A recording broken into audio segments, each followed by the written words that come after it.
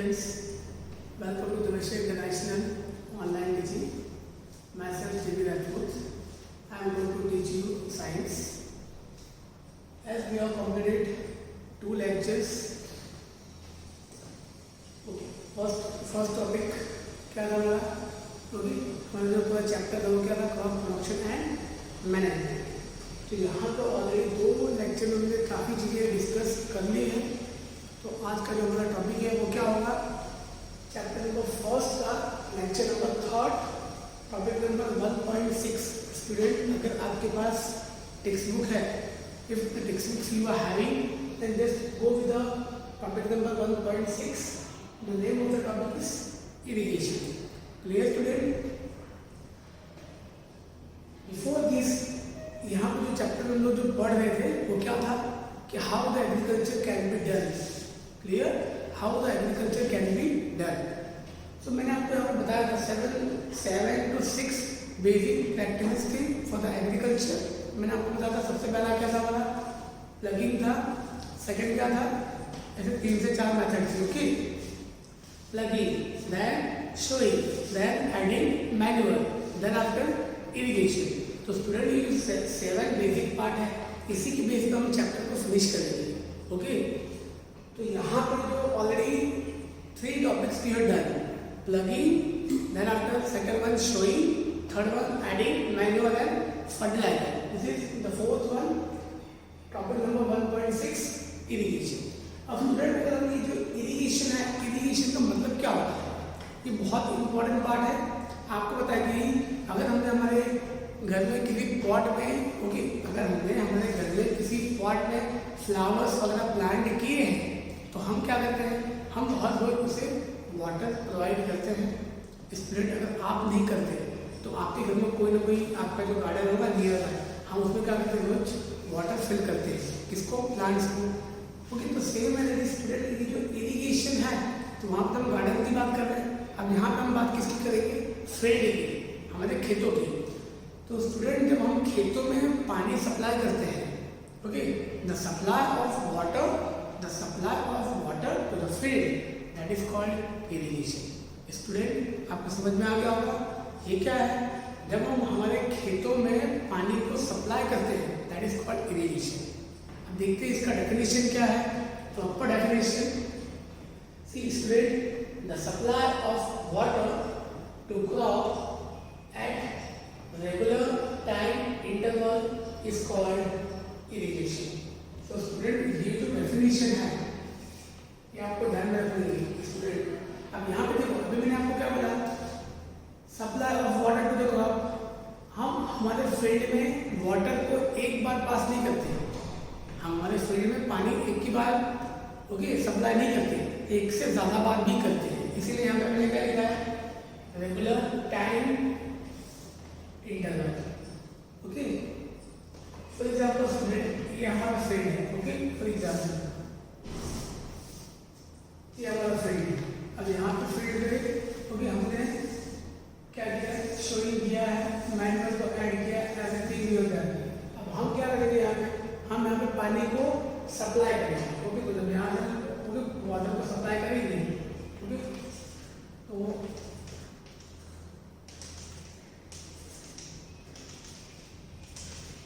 ऐसे, तो हमने क्या किया? यहाँ पे वाटर को सप्लाई किया. कहाँ पे? फील्ड में. तो the supply of water to the field at proper time interval, it is called irrigation. Student, ध्यान रखना, यहाँ पे जो दिया है regular time interval, regular time interval का यही मतलब होता है कि हम क्रॉप को वाटर एक बार प्रोवाइड नहीं करते. For example, with in a month, 2-3 महीने में, ओके, या तो 1 महीने में एक बार वाटर सप्लाई करते हैं. Clear student? अब ये किसको होता है water supply? It is up to the requirement of the crop. हमें ये देखना है कि जो क्रॉप का हमने प्रोडक्शन किया है, ओके, उसको वाटर का रिक्वायरमेंट ज़्यादा है कि कम है. Clear student? I think, I hope आपको इरिगेशन ना, the definition is very clear ना. अब यहाँ पे जो सेकेंड पार्ट है, from where the water we got. अब यहाँ पे जो क्वेश्चन है, what are the sources of water? पानी हम सप्लाई करेंगे, तो ये जो वाटर ये हमें कहाँ पे मिलेगा? Clear student? See sources of irrigation, water हमें कहाँ से मिलेगा? तो see the sources of water for irrigation are, अब स्टूडेंट जो मैंने आपको बताया था वाटर हमें मिलेगा कहाँ से? देखो well, tubewell, ponds, lakes, river and dams. Clear student? तो ये सारी okay, these are the sources of water for the irrigation. Clear? आपको ये जो वर्ड है sources, ये तो आपको पता ही है। ओके, इसका मतलब क्या है? हमें चीजें कहाँ से मिल रही है? From which, okay, or from where we got, हमें कहाँ से चीजें मिल रही है, हम उसे क्या बोलेंगे? सोर्सेस। क्लियर? सो हमें for the purpose of irrigation, irrigation के लिए हमें क्या चाहिए? वाटर। वाटर कहाँ से अवेलेबल है? तो ये कुछ प्लेसेस है, for example well, tubewell, pond, lakes, river and dams. Clear student? अगर आपके माइंड में कुछ एक दो प्लेसेस और हैं, ओके, तो वो बहुत अच्छी है, बहुत अच्छी बात है, अगर आपको याद हो। अब स्टूडेंट आपने यहाँ पे नोट डाउन किया होगा, हमने यहाँ पे बात नहीं की किसकी? रेन वाटर की। रेन वाटर भी एक क्या है? Sources for the irrigation. अभी जो बारिश जो होती है, तो बारिश का पानी कहाँ जाता है? खेतों में। तो ये भी क्या है? एक सोर्स है, किसके लिए? For the irrigation purpose. So student okay, यहाँ पर हमने क्लियर कर दिया है। Now we will discuss about some method. मैंने आपको पहले बताया था कि now with the development of science and technology, student with the development of science and technology, आज हमारी लाइफ में बहुत से चेंजेस आ गए हैं।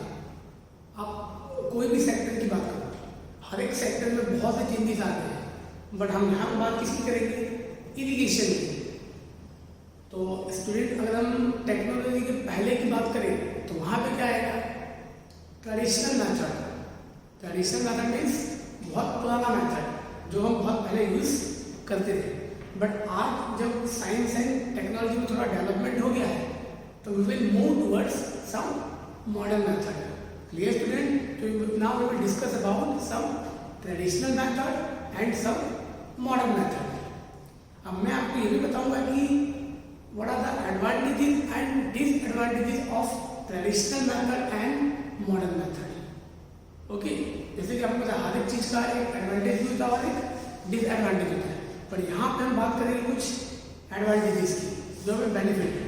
सी first we will talk about some traditional method for irrigation.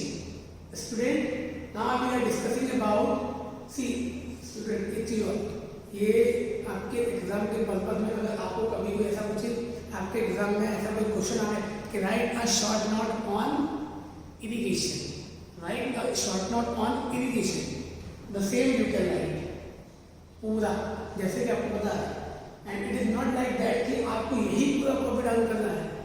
Okay, the same sentence you can write in your own words also. Students okay, see traditional method for irrigation, सबसे पहला जो traditional method है, first one, the name MOAD, वो it is also called pulley system. Clear student? Traditional method for irrigation, first one okay pulley system and the second one chain system. Student अब यहाँ पे we will talk about this two traditional methods. Okay, this is pulley system. अब यहाँ पे अगर मैं आपको बताऊँ ये जो दोनों मेथड है ये पुराना मेथड है, कब?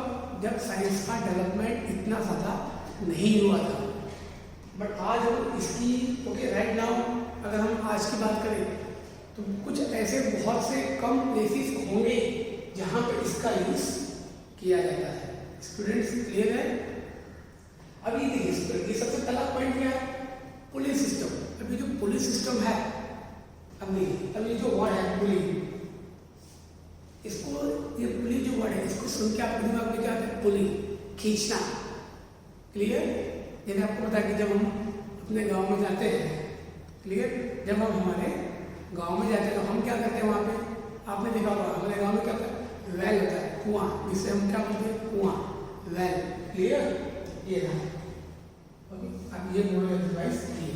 तो हम क्या करते हैं? कुएं में से पानी निकालते हैं। हम क्या करते हैं? कुएं में से पानी निकालते हैं। सी मैं आपको बताऊँ स्टूडेंट, सपोज क्योंकि ये हमारा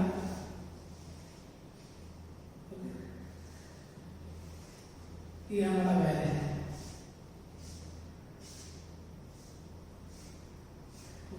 तो यहाँ पे समथिंग ऐसे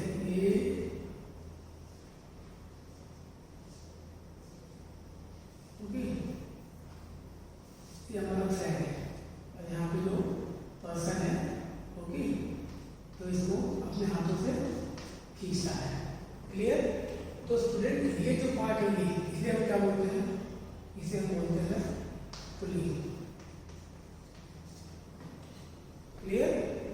पुली सिस्टम हम इसको बोल सकते हैं। तो अब यहाँ पे क्या है क्वेश्चन स्टूडेंट? पुली सिस्टम। तो ये हमारा हो गया पुली सिस्टम। बट स्टूडेंट यहाँ पे अगर कोई मेथड की बात करें तो ये इतनी एफिशिएंट नहीं है। स्टूडेंट ये इतनी ज़्यादा एफिशिएंट नहीं है। क्यों? क्योंकि यहाँ पे जो फार्मर्स है, फार्मर्स की एनर्जी बहुत ज़्यादा वेस्ट होती है। ओके, यहाँ पे क्या होता है? काम, अगर हम वर्क की बात करें तो काम कम होता है और एनर्जी ज़्यादा वेस्ट होती है। किसकी? फार्मर्स की। Student I hope it is clear.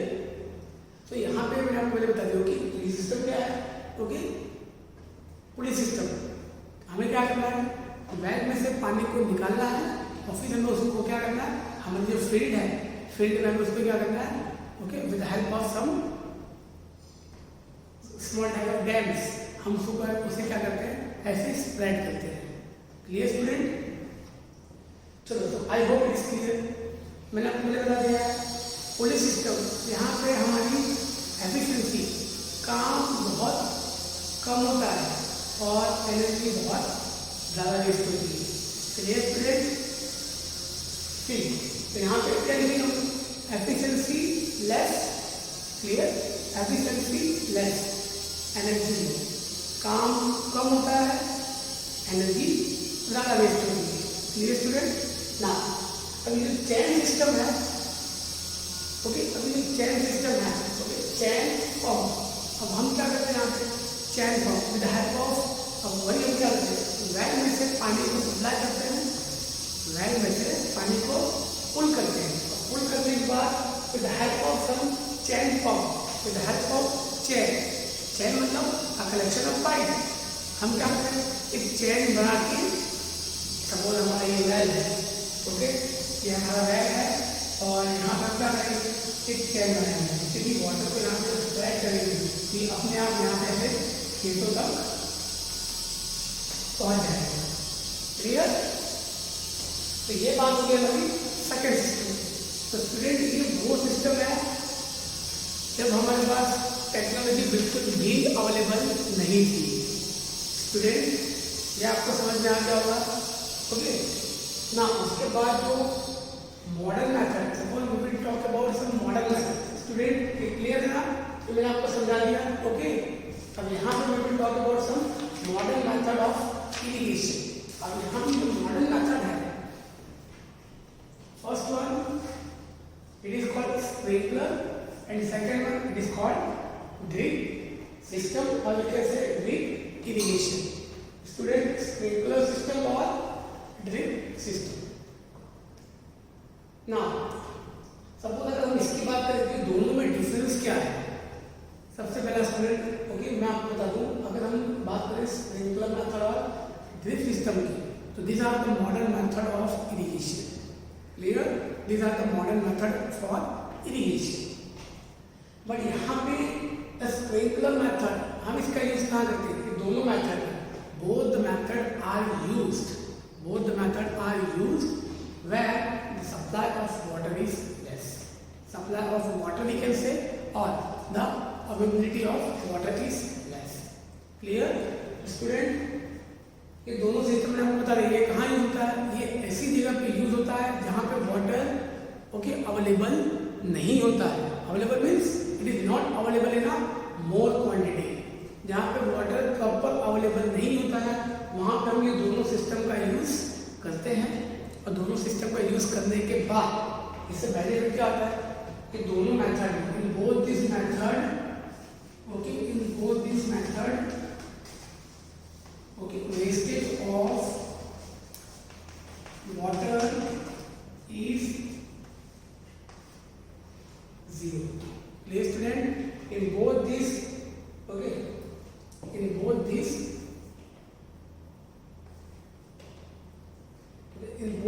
method the wastage of water is less.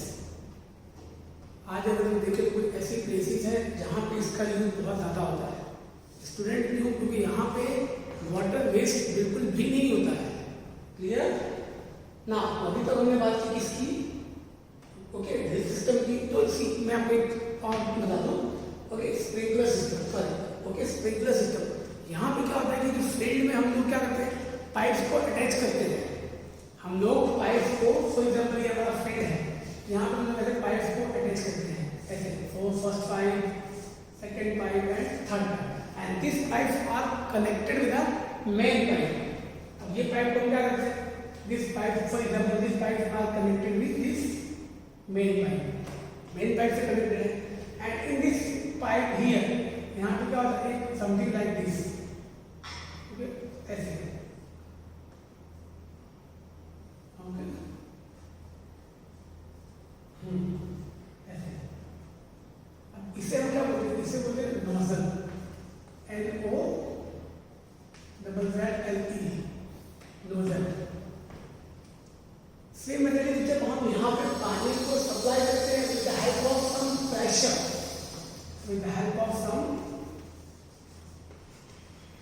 Pressure, तो पानी जो होगा वो कैसे निकलता है, वो फुहारे के फॉर्म में निकलता है। ओके जैसे कि जब यहाँ पे पानी जो सप्लाई होगा तो कैसे आएगा,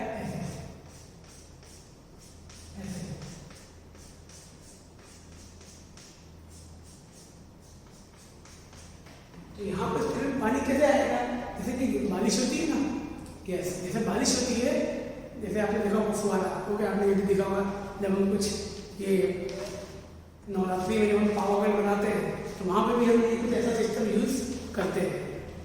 तो यहाँ पे क्या होगा वाटर की कौन सा फॉर्म है, इन the form of okay in the form of rain, बारिश के फॉर्म में आएगा। Clear student? तो यहाँ पे क्या होगा, यहाँ पे वाटर का वेस्टेज बिल्कुल भी नहीं होगा। ओके और ये सिस्टम बहुत ही अच्छा है किसके लिए, for the purpose of fruits and production, fruits के और वेजिटेबल्स के प्रोडक्शन के लिए बहुत अच्छा है। ओके अब ये कहाँ यूज़ किया जाता है, ये ऐसी जगह पे यूज़ किया जाता है वहाँ जहाँ पे पानी का सप्लाई बहुत कम होता है। Okay now second method drip irrigation. अब स्टूडेंट मैं आपको बता दूँ जो ड्रिप इरिगेशन है, ओके अब ड्रिप इरिगेशन क्या होता है, मैं आपको तो बहुत इजी है। ड्रिप इरिगेशन वाटर, अगर कोई आपको पूछे drip irrigation supply of water to the plant in a drop wise form. Clear? Drip मतलब ओके जब हम लोग प्लांट्स को वाटर सप्लाई करते हैं in the form of drop, okay in the form of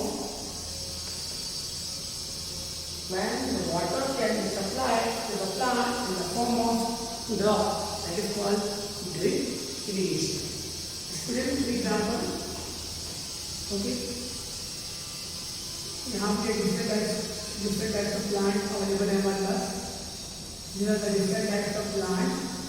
अब हम क्या करेंगे, these are the pipes, okay, these are the pipes। अब इससे हो गया होगा हम यहाँ पे वाटर सप्लाई करेंगे, सपोज ये प्लांट है, ये प्लांट का रोड होगी, तो हमने पाइप को कैसे अटैच किया है,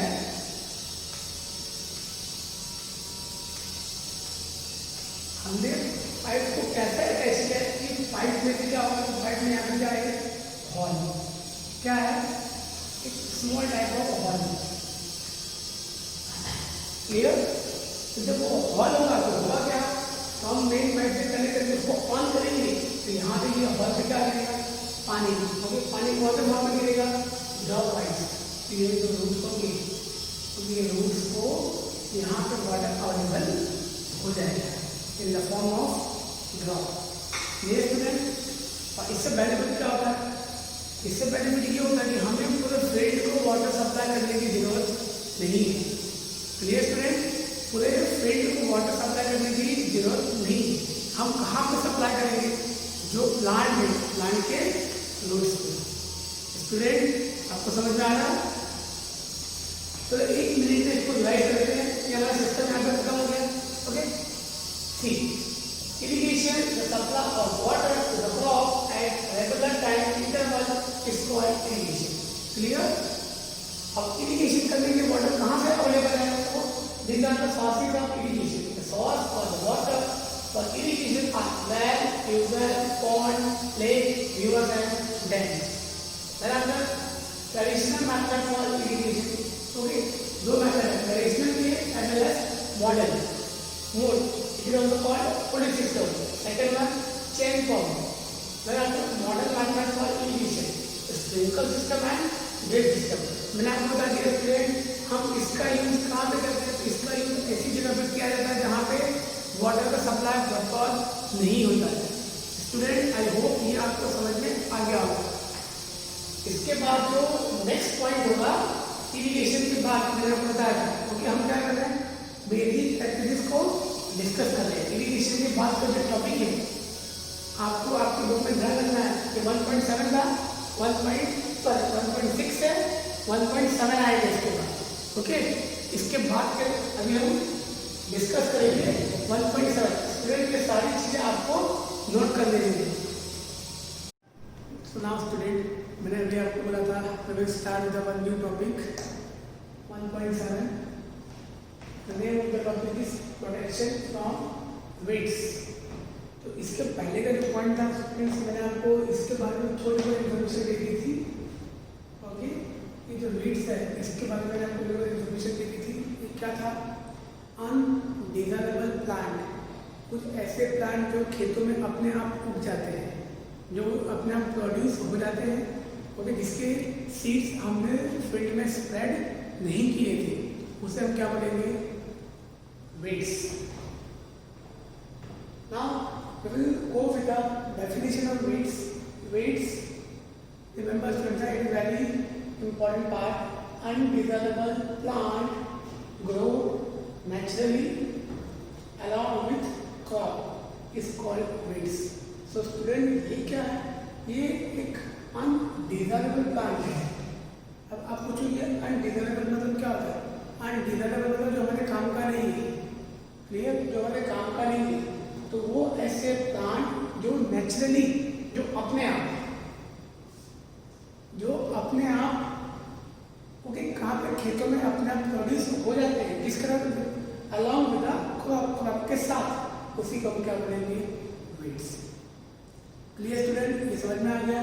तो उसके बाद अब यहाँ पे जो सबसे मेन इंपॉर्टेंट पार्ट है, जैसे कि आप कभी गाँव गए होंगे तो आपको वहाँ देखा होगा कि जो वेट्स है, वहाँ पे जो फार्मर्स है वो वेट्स को क्या करते हैं, रिमूव करते हैं। क्या करते हैं, रिमूव करते हैं। अब कैसे रिमूव करते हैं और हमें उसको क्यों रिमूव करना चाहिए, क्योंकि अगर स्टूडेंट हम वेट्स को रिमूव नहीं करेंगे तो क्या होगा उससे कि हमारा जो फील्ड है, फील्ड में वाटर बहुत ज़्यादा, वाटर की रिक्वायरमेंट बहुत ज़्यादा होगी, और जो हमारे जो प्लांट है, प्लांट को प्रॉपर अमाउंट में न्यूट्रिशंस, सनलाइट प्रॉपर ओके मिलेगी नहीं। इसीलिए हम क्या करते हैं कि सारे प्लांट को एनर्जी, न्यूट्रिशंस प्रॉपर प्रोवाइड हो, इसीलिए हम क्या करते हैं, वेट्स को निकाल देते हैं। वेट्स को इसलिए निकालते हैं क्योंकि अगर हम वेट्स को नहीं निकालेंगे तो वो जो एनर्जी है, वो जो न्यूट्रिशन है, वो किसको मिल जाएगा, वेट्स को भी मिल जाएगा, और जब वो वेट्स को मिल जाएगा तो प्लांट का प्रॉपर ग्रोथ नहीं होगा। तो now student we will discuss how the weeds can be removed. So removal of weeds is called weeding. Clear students? Removal of weeds is called weeding, not wedding. Okay, wedding नहीं, it is weeding. Okay, आपको wedding याद आ रहा होगा, जो शादी में जो नाचते हो ना, हाँ, ये वो नहीं है। Okay, removal of weeds is called weeding. Weeding. Clear? अब ये जो वीडिंग है, ये वीडिंग कैसे हो सकता है?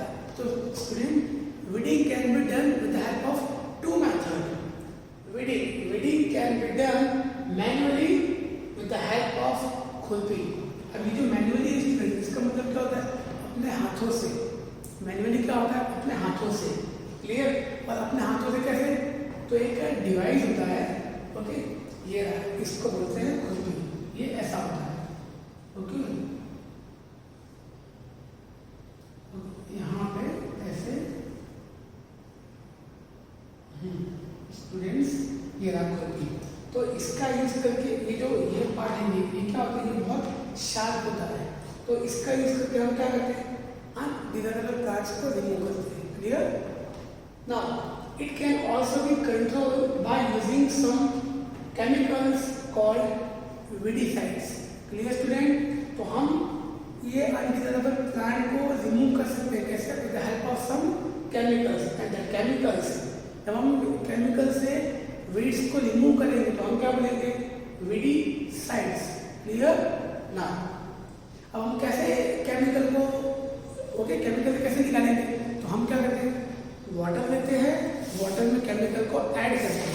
Students, clear? वाटर लेते हैं, वाटर में केमिकल को ऐड करते हैं और ऐड करने के बाद जब दोनों को हम मिक्स करते हैं तो हम उसमें क्या करते हैं? हमारे फील्ड में उसको स्प्रेड करते हैं. क्लियर?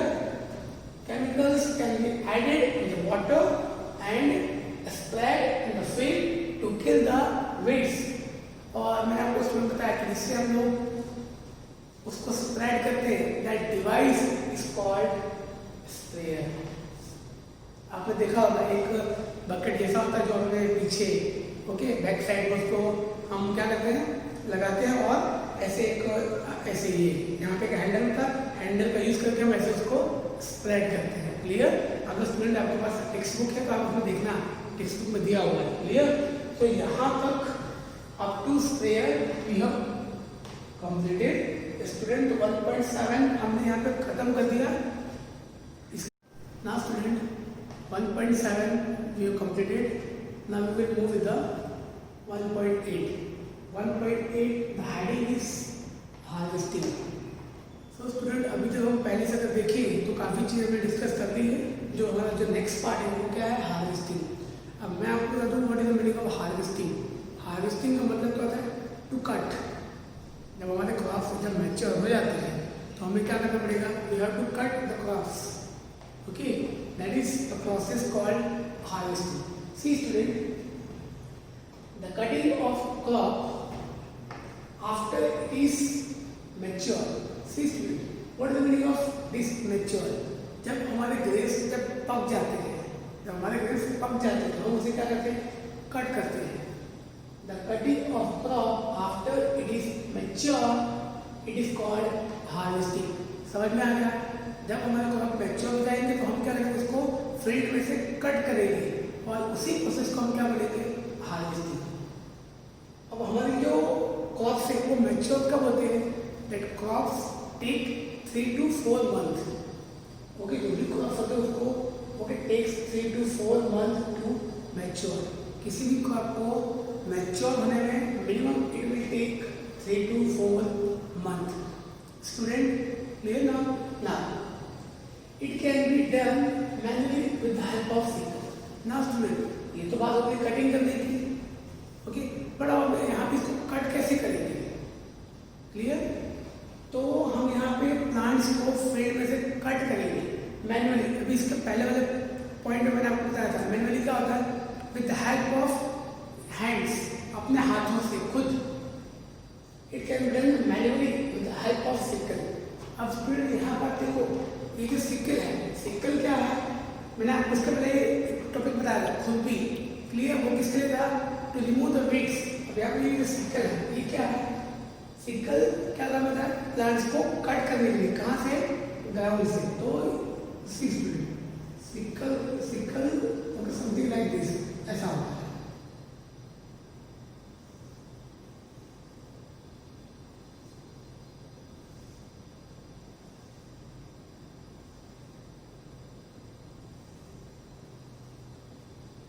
और इसका सिक्कल का ये जो पार्ट है ये इधर साइड। ये क्या होता है, ये शार्प होता है, और ये जो पार्ट है ये क्या होता है, ये हैंडल भी कैसे है, इसका यूज करके हम क्या करेंगे, इसको प्लांट्स को कट कर सकते हैं। ओके, जैसे स्टूडेंट सी फॉर एग्जाम्पल हमारे ये okay different types of plant available है ये फॉर एग्जाम्पल। तो अब ये हमारे सरफेस है, तो हम इसको कट कहाँ से करेंगे, ओके ग्राउंड के जस्ट ऊपर से, फॉर एग्जाम्पल यहाँ से, क्योंकि यहाँ पे क्या है, ये हमारे क्रॉप से, क्लियर, ये हमारे क्रॉप से, हम यहाँ से इसको क्या करेंगे, कट करेंगे। कैसे, हमें इसको ऐसे होल्ड करना है मैनुअली, और यहाँ से ऐसे with the help of the sickle ऐसे हमें इसको क्या करना है, कट करना है। स्टूडेंट्स क्लियर ना? Now it can be done manually with the help of sickle, this is called sickle. Okay student, sickle ऐसा होता है, grains need to be separated. अब यहाँ पे क्वेश्चन क्या है, हमने कट तो कर लिया, अब हमें उसको सेपरेट भी करना पड़ेगा। कैसे सेपरेट, क्योंकि जब आप यहाँ से कट करोगे तो यहाँ पे ये जो ओके जो ग्रेन्स है, यहाँ पे जो ग्रेन्स अवेलेबल है, तो ग्रेन्स क्या, grains can be covered with one layer, grains can be covered with one layer, और that layer is okay, that layer is called CHAFF, okay, chaff. That layer is called chaff, and it can be done with the help of threshing.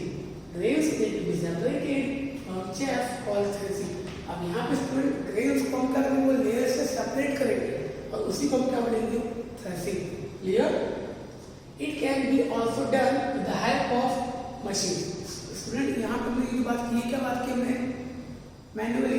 Now the method can also be done with the help of some machines, that machine called combine. अब student यहाँ पे जो machine है, हमने इसको combine नाम क्यों दिया है, कंबाइन हमने नाम इसलिए दिया है कि हम वो मशीन का यूज करके उसको कट भी कर सकते हैं, और हम उसका थ्रेशिंग भी कर सकते हैं। Threshing means the grains can be separated from the layer, इसीलिए कंबाइन को क्या कहते हैं, harvester. Okay, harvester and threshing, harvester cut हो जाएगा, थ्रेशिंग सेपरेट भी हो जाएगा। ट्रेडिशनल मेथड कॉल्ड विनोविंग, जिन्होंने बात की मशीन्स की, ग्रेन्स को सेपरेट करने के लिए क्या करता है मशीन, बड़ी ट्रेडिशनल मेथड है, इसको हम क्या बोलते हैं, विनोविंग। अब स्टूडेंट विनोविंग में क्या होता है, सी मैं आपको बताता हूँ स्टूडेंट, विनोविंग में ओके जैसे कि ये प्रोसेस नॉर्मली कहाँ होता है, गाँव में होता है। अब ये प्रोसेस कैसे, जो वुमेन्स होती है, जो गाँव में जो लोग हैं, वो कैसे करते हैं, यहाँ पे पीछे एक फैन लगाते हैं, ओके, और यहाँ पे एक बकेट में या तो बास्केट में, यहाँ पे बास्केट में ग्रेन्स को कलेक्ट करते हैं, और उसको धीरे धीरे करके नीचे स्प्रेड करते हैं, और जैसे जैसे पीछे पंखे से जब वो हवा आती है, तो जो कचरा होता है, दैट इज कॉल्ड CHAFF, वो क्या होगा, वो उड़ के चला जाएगा, और जो फूड ग्रेन्स होंगे वो नीचे आ जाएंगे। क्लियर? तो ऐसे हम चीज़ों को सेपरेट कर सकते हैं, and the process called winnowing. So up to here 1.8 we have completed. Now we will move with the 1.9. Students, now we will discuss 1.9. Okay, before few minutes we have completed 1.8. 1.8 में क्या था, harvesting, वो हमने finish कर दिया। Okay, harvesting क्या था वो हमारा, ओके कंप्लीट हो गया ना। अब हार्वेस्टिंग के बाद क्या, स्टोरेज। अब हमें क्या करना है, सारी चीज़ों को कट करने के बाद हमें स्टोर करके रखनी है। स्टोर मीन्स हमें जमा करनी है। तो आइए देखते हैं सबसे पहला पार्ट। रिमेंबर स्टोरेज, अभी तक हमने जो भी किया वो एक अलग पार्ट था, but this is the main part. क्यों, सब कुछ करने के बाद अगर हम स्टोर नहीं करेंगे तो हमारा जो वर्क था, जो हमारी जो मेहनत थी, वो क्या हो जाएगी, बेकार हो जाएगी। क्लियर? तो हमें यहाँ पे क्या करना है, we have to store the things. Storage is an important part after harvesting to protect the crop from fungi, bacteria, rat, insect, everything. Clear student? Storage is an important part after harvesting. Storage क्या है, एक important part है, किसके बाद, harvesting के बाद। Clear? अब हमें क्या करना है, स्टोर भी कैसे करना है। The grains should be stored at a proper place. The grains should be stored at the proper place and it should be protected from insect, bacteria, fungi, rat, everything. क्योंकि हमें ये भी देखना है ना वहाँ पे रैट्स नहीं आने चाहिए, क्योंकि अगर रैट्स, इंसेक्ट, बैक्टीरिया, फंगी आ जाएंगे तो हमारे क्रॉप्स को क्या करेंगे, नुकसान पहुँचाएंगे, वो हमारे क्रॉप्स को क्या करेंगे, डैमेज कर देंगे. So farmer store grains in a jute bags and metallic tins. So student यहाँ पे क्वेश्चन है कि फार्मर जो है, फार्मर ये जो सारी चीज़ें हैं इसको स्टोर कहाँ करते हैं, तो farmer can store the things in a jute bags. Clear. Farmer कहाँ पे यूज होती है, स्टोर करते हैं उसको जूट बैग्स में. Now next part, jute bag as well as some metallic tins. Tin मतलब एक डब्बा जो किसका बना होता है, metallic. Metallic means metal. Farmer store grains in a jute bag and metallic tins. Clear student. Now, okay, there are different methods to store. बहुत से different ways हैं जिससे हम फूड को स्टोर कर सकते हैं. क्लियर. फर्स्ट तो यहाँ पे बात होगी jute bag and metallic tins. Large storage of grain is done in the silos and granaries. तो स्टूडेंट्स यहाँ पर जो बात की jute bag and metallic tins, तो ये क्या था, this was the some okay. जब हमारे पास फूड ग्रेन्स स्मॉल क्वांटिटी में अवेलेबल है तो हम यहाँ पे इसको स्टोर कर सकते हैं. But if the food grains are in a large quantity, okay, और we can say a large storage of grains can be done. Okay, large storage of grains can be done in silos and granaries. These are places where we can store the grains in a large quantity. So student, this was the proper जो भी हमारा sequence था, okay, agriculture का, वो पूरा हमने यहाँ पे फिनिश कर दिया. Again just divide first ploughing, then sowing, adding manure, after adding manure irrigation, protection from weeds, then harvesting, after harvesting storage. Clear? So now up to here the part we have completed. Now the next part which we are going to discuss, that is the food which can be obtained from animal. Food from animal. क्योंकि अभी तक जो हमने बात की वो किसकी थी, the food which can be obtained from the agriculture. So here the food which can be obtained from the animals. See, in our book one table is given to us, जिसमें हमें पूछा गया है कि which are the food which can be obtained from the animals. That we have to prepare one list. That do you know, आपको पता है कि कौन कौन से फूड्स अवेलेबल है जो हमें मिलते हैं कहाँ से, एनिमल में से. See now next part that is for animal husbandry. आपने देखा होगा कि जब हम विलेजेस में जाते हैं तो वहाँ पे बहुत से जो पीपल्स हैं वो क्या करते हैं, एनिमल्स को अपने घरों में या तो फार्म्स में या तो बगीचे में कहीं पे भी क्या करते हैं, उसको वहाँ पे वो लोग एनिमल्स को रखते हैं, उनको शेल्टर प्रोवाइड करते हैं, उनको खाना प्रोवाइड करते हैं, सब कुछ मतलब उनकी पूरी देखभाल वो लोग वहाँ पे करते हैं. लिए स्टूडेंट, ये तो आपको पता ही है. अब वो जो वहाँ पे जो पीपल्स है वो ये सारी चीज़ों का प्रॉपर क्यों करते हैं, मीन्स एनिमल को अपने पास रखते हैं. क्यों? क्योंकि वहाँ से उन्हें कुछ चीज़ें अवेलेबल होती हैं, कुछ फूड वहाँ से उनको मिलता है. For example we are talking about milk. वहाँ से हमें क्या मिलता है, milk. And from milk you can prepare different type of things. So student, when the animals rearing can be done, when the animal rearing can be done on a large scale, then it is called animal husbandry. Animal can be reared at home and farm on large scale, it is called animal husbandry. So student, so here the chapter we have completed. Once again, what you have to do, you have to just revise each and every topics on a YouTube channel. We have uploaded everything. Just go through it. If you are not understanding, and okay, अगर आपको कुछ चीजें वहाँ पे समझ में नहीं आ रही, तो just watch the video again. So here the theoretical part of chapter number 1, crop production and management, we have completed. Now from the next lecture, we will discuss about some important questions from the textbook. Jai Hind students. take care of your family and yourself. Be safe and keep learning.